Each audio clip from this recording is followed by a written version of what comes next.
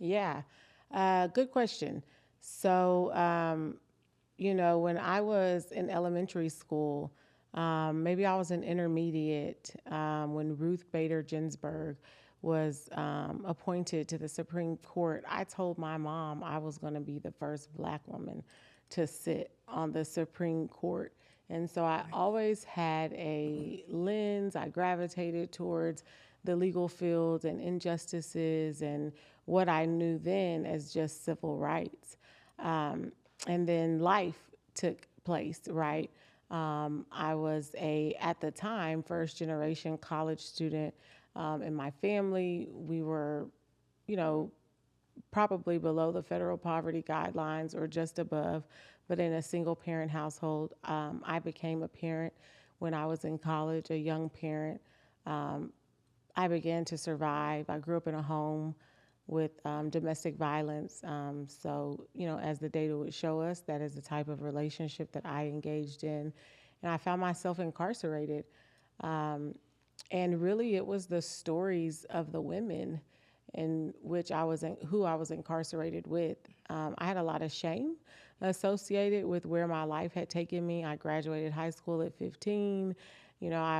Should have had this promising future. Yeah. That was the expectation I placed on myself, and then to become incarcerated, and all of the tragedy that led up to that point.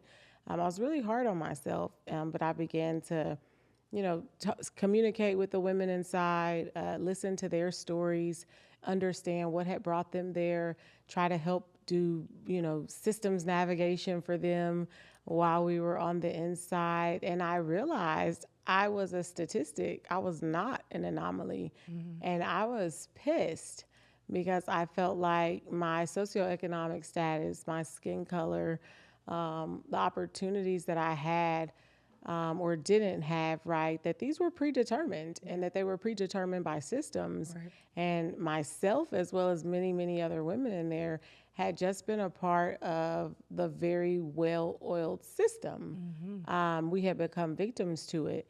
And so I made it, a promise to myself that I was going to release that shame. I was going to release carrying that burden solely because have accountability, and I was a part of it, but there was moral distribution to go around how I, as well as countless other women, end up incarcerated. And so from behind those bars, I decided I was going to be a part of the change and no longer be a victim to the system. That's what's up. Thank you for sharing. These systems are doing what they are supposed to do.